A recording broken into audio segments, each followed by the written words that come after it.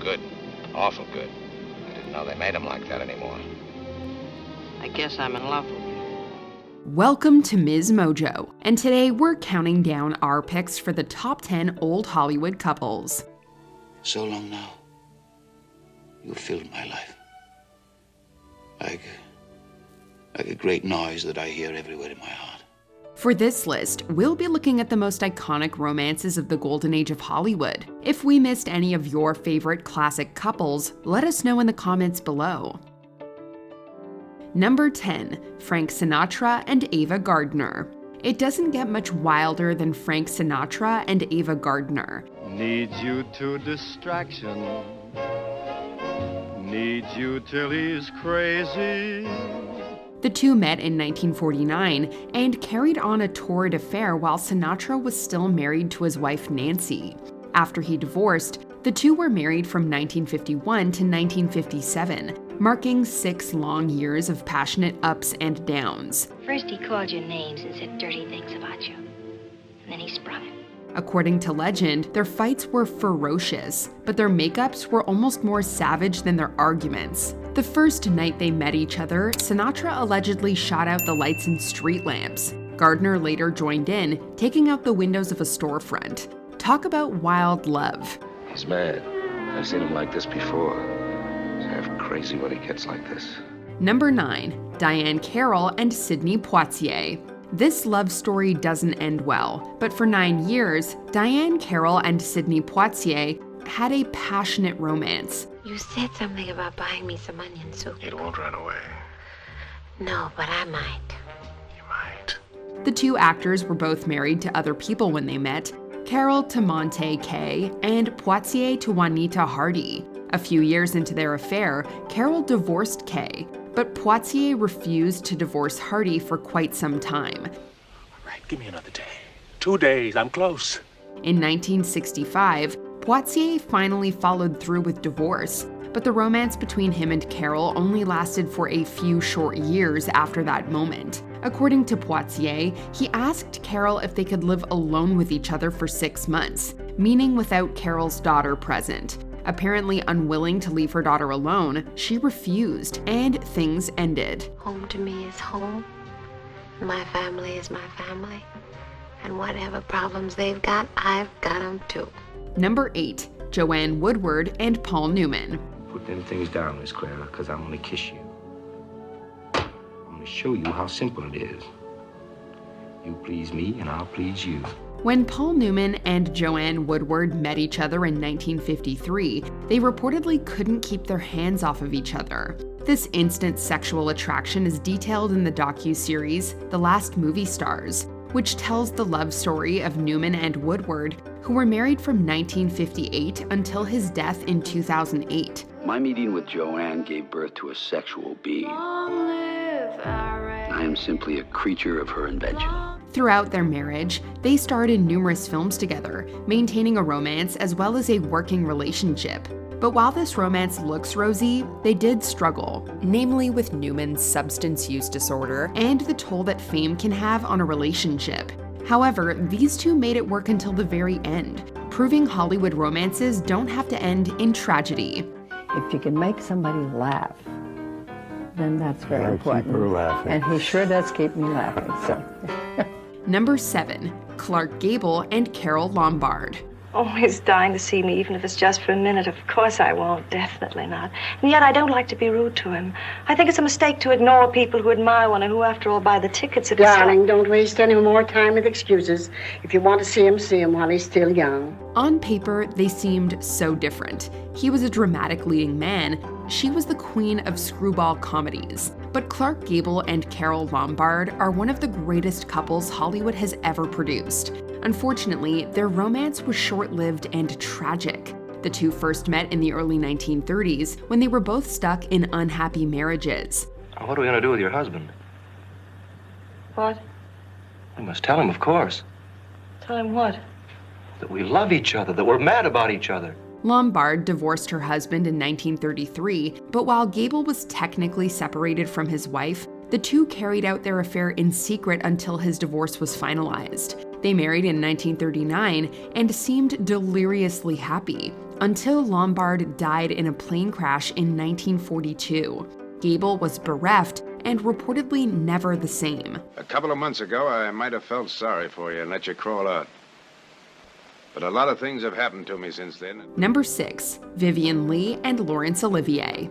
The tale of Laurence Olivier and Vivien Leigh is one of glamour and success, but also great sadness. Dear and foolish.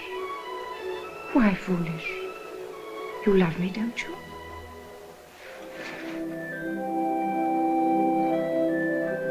Well then, it's settled. The two British actors met each other in 1936. While they were both married to other people, they clicked immediately. I was absolutely determined she was going to marry him. My father said as soon as he set eyes on her, he felt darkly disturbed, this very moral man. And he was.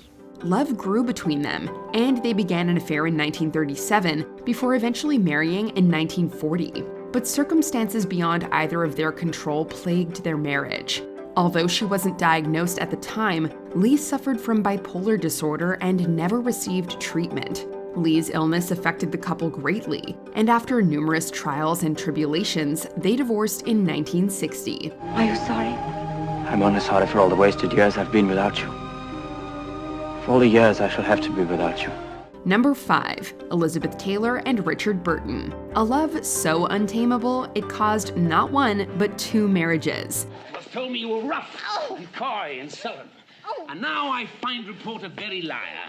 For thou art pleasant, gamesome, passing courteous, and slow in speech, but sweet as springtime flowers. Elizabeth Taylor is notorious for the number of times she was married, but if there was one actor to match her, it was Richard Burton. The two met on the set of Cleopatra, an epic production only matched by the epic proportions of Burton and Taylor's affair. With you, words do not come easily to me. There is too much unsaid within me that I cannot say. And I cannot know it. There is much unsaid within you, too.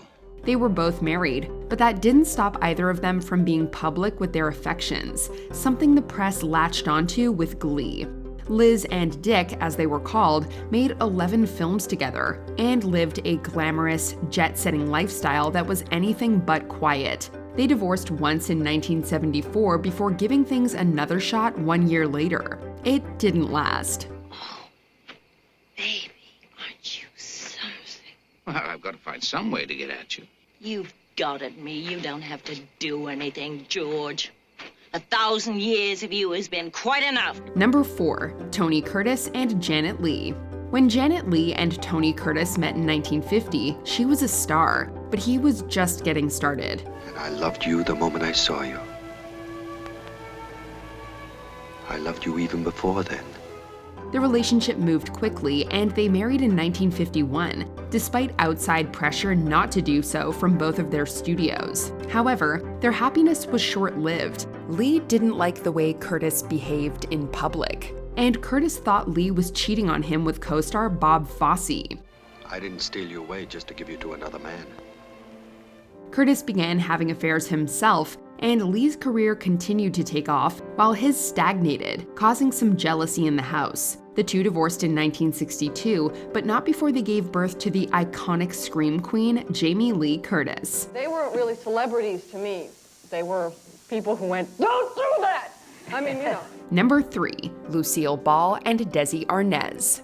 Humor and good looks. What more could a Hollywood partnership need? Lucille Ball and Desi Arnaz might not have gone the distance in their relationship, but at least they gave us some comedic television history in the process. We have had fun, haven't we, honey? Yes, sir.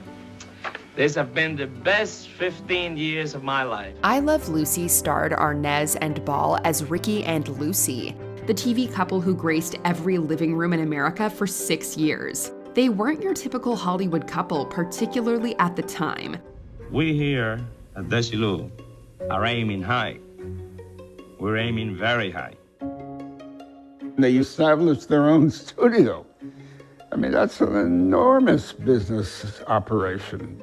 Ball stubbornly fought for Arnaz, who was Cuban, to play her husband on the show, despite the fact that interracial couples generally were not seen on TV at the time. While their marriage didn't last, the two remained close friends until the end. I wasn't in the room. I just heard what was going on from outside the door. I couldn't hear them laughing together. Number 2, Spencer Tracy and Katharine Hepburn. One of Hollywood's worst-kept secrets was also one of its greatest couples. Spencer Tracy and Katharine Hepburn met on the set of 1942's Woman of the Year. Are you always much too busy?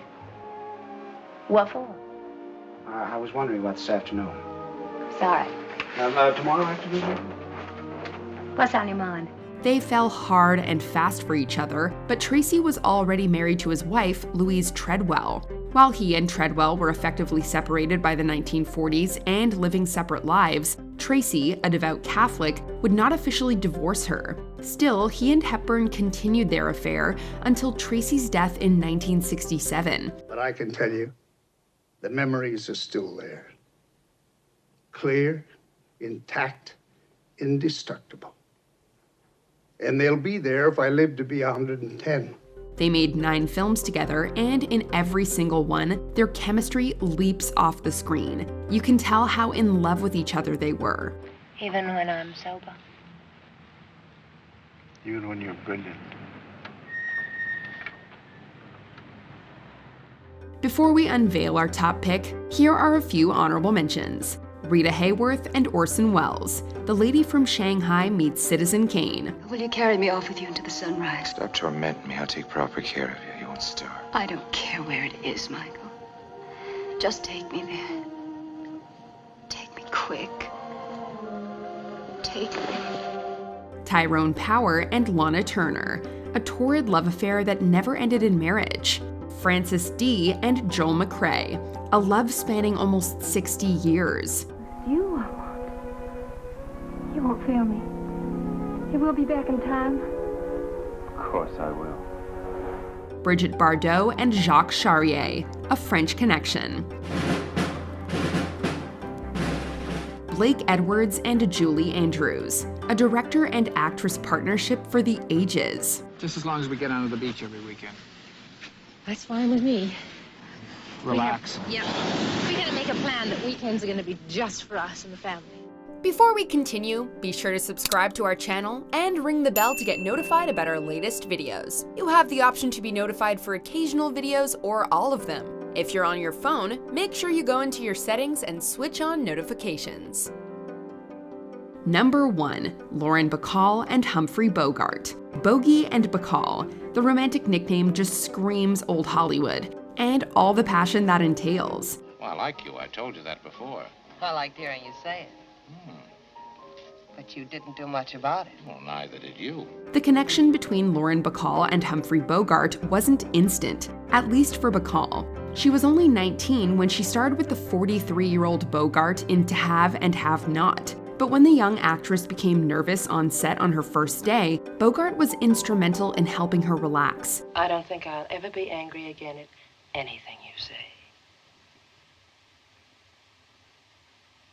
How am I doing, Steve? Does it work the second time? The two reportedly acted like school children around each other from that day forward. It wasn't easy. Their age difference was vast, and Bogart was in a terrible marriage at the time. But they eventually went on to make many movies together and got married in 1945. They stayed that way until Bogart's early, tragic death in 1957.